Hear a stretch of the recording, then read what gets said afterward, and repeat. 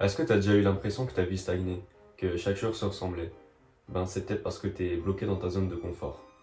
Dans cette vidéo, on va voir c'est quoi la zone de confort et comment en sortir de la bonne manière. Parce qu'on entend souvent dire faut sortir de sa zone de confort, faut sortir de sa zone de confort.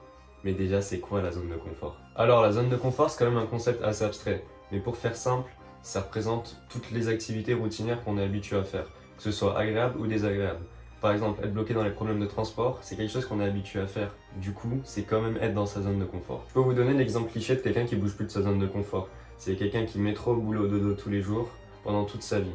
Là, on voit bien que c'est des activités habituelles et ça change pas. Après, être dans sa zone de confort, c'est pas forcément quelque chose de négatif, parce qu'on se sent en sécurité là-dedans, on est apaisé. Mais le problème, en fait, c'est quand on reste trop longtemps dans sa zone de confort. On commence à s'ennuyer et à se faire chier. Faut préciser que la zone de confort, c'est quelque chose d'assez individuel. Certaines activités vont paraître vraiment difficiles pour certains, alors que pour d'autres, ça va être vraiment simple. Mais ce qui est bien, c'est que c'est pas irréversible. Et c'est possible d'agrandir sa zone de confort, tout simplement en sortant de celle-ci et en entrant dans la zone de progression. Alors la zone de progression, ça représente toutes les activités inhabituelles et inconfortables. Par exemple, du coup, pour entrer dans sa zone de progression, on pourrait augmenter la difficulté d'une activité qu'on était déjà habitué à faire, ou en tentant une expérience dans un nouveau domaine. Au début, forcément, ça va paraître dur et inconfortable, mais avec la répétition, on va s'y habituer et on pourra ainsi augmenter la taille de notre zone de confort, pour ensuite ressortir de la zone de confort et petit à petit l'agrandir. On peut comparer ça à un jeu Zelda, je sais pas si vous connaissez, mais c'est un jeu d'exploration. On spawn quelque part, on découvre l'environnement, puis au bout d'un moment, on commence forcément à s'ennuyer et on décide de sortir de là. On commence à avoir des ennemis, on galère à les battre, et puis avec l'habitude, ça devient simple de les vaincre, et on peut ensuite encore aller explorer et explorer et explorer. Bon, dit comme ça peut paraître simple du coup de sortir de sa zone de confort. Mais c'est quoi qui nous empêche réellement d'en sortir? Parce que sinon tout le monde le ferait. Alors faut savoir que notre cerveau, lui, n'aime pas être dans l'inconfort. Du coup forcément, il va essayer de nous garder dans cette fameuse zone de confort, en nous faisant ressentir la peur. La peur d'être jugé, la peur d'échouer, la peur de souffrir, que ce soit physiquement ou mentalement. Pour lui, le but de notre cerveau, c'est de nous garder en sécurité.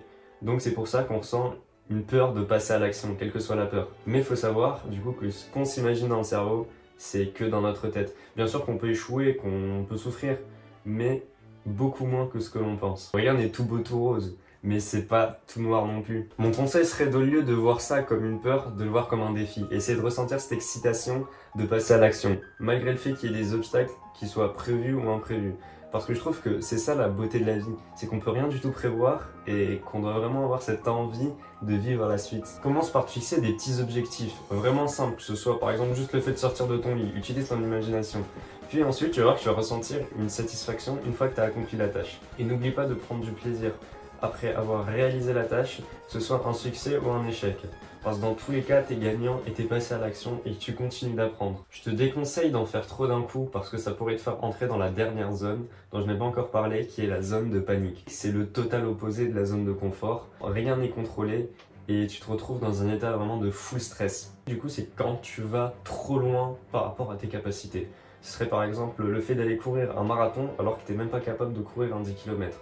Ou d'aller aborder une fille dans la rue alors que t'es même pas capable de dire bonjour à un vieux. Là, si on prend la métaphore du jeu Zelda, ce serait comme Spawn et aller directement affronter le final boss Ganondorf. Alors qu'on connaît même pas les touches ou quoi. Bah c'est game over. La fois où je m'étais retrouvé dans ma zone de panique, c'était en seconde. Déjà, faut savoir qu'à l'époque, j'étais vraiment un enfant hyper timide, j'étais même pas capable de participer à l'oral. Et là, c'était en anglais, on m'avait dit de passer à l'oral et je m'étais retrouvé dans un état vraiment de full stress, j'arrivais plus à parler, à plus rien faire. Là, du coup, là, c'est la zone de panique, j'étais même pas capable de participer et je me retrouvais à passer à l'oral. Et le problème, du coup, quand on entre dans la zone de panique, c'est que ça peut créer soit un traumatisme, soit de voir la tâche trop compliquée et ça peut causer l'abandon. Ton objectif final peut être situé dans ta zone de panique. Mais le truc, c'est vraiment d'y aller step by step et pas sauter les étapes. C'est là que j'en viens à vous parler de moi et comment actuellement je suis en train de sortir de ma zone de confort. Ben, tout simplement en lançant ma chaîne YouTube. Ça peut paraître assez simple pour certains, mais en vrai c'est vraiment une galère. Parce que je m'y connais vraiment aucunement en montage et à l'utilisation d'un ordinateur, j'ai dû apprendre à faire les deux. Et puis aussi, il y a le fait de parler devant la caméra. Je sais que c'est pas encore très naturel comment je parle, mais c'est un truc qui va se travailler, je vais essayer d'améliorer ça dans le futur. Mais c'est un truc que j'ai voulu faire depuis un moment, et puis le fait de voir mon grand ref se lancer, je me suis dit vas-y, pourquoi pas. Ce qui a fait du coup que je me suis pas lancé pendant un moment, c'était la peur d'échouer, la peur de me sentir jugé un peu par les autres. Mais en fin de compte, ça va pas vraiment me faire grand chose. Et la plupart des choses que je m'imagine, ça va sûrement rester dans ma tête et ça va pas se réaliser dans la vraie vie. Puis bon, je sais qu'à des moments, je vais beaucoup taffer sur un truc et puis il y aura sûrement personne qui va le voir, sûrement comme cette vidéo actuellement, personne risque de voir cette vidéo. Mais j'essaye. J'essaye et puis je vais kiffer le truc, je vais me challenger et on verra comment ça se passe par la suite. Mon but du coup à travers cette chaîne va être de partager des expériences, de partager des leçons et aussi que moi aussi j'apprenne tout en vous en apprenant vous parce qu'en écrivant cette vidéo j'ai aussi appris des trucs sur la zone de confort que je ne saurais pas vraiment exprimer. Aussi d'ailleurs apprendre à mieux m'exprimer parce que j'ai des trucs dans ma tête mais c'est dur de les faire ressortir et c'est dur de les faire comprendre aux autres. Ça aussi c'est un truc à savoir faire. Mais bon du coup c'est comme ça que je me lance un peu dans l'inconnu. Et si tu vois cette vidéo ça veut dire que j'ai quand même réussi à me lancer, à utiliser mon ordinateur, à faire du montage et à parler devant la caméra. Peut-être que c'est pas fou, mais bon c'est pas grave, ça veut dire que j'ai encore une grande marge d'amélioration. Je vais te dire à toi aussi maintenant, si tu as des projets en tête, d'oser passer à l'action. Et si tu n'oses pas faire quelque chose, demande-toi si c'est par peur. Et si c'est par peur, aie le courage d'aller l'affronter.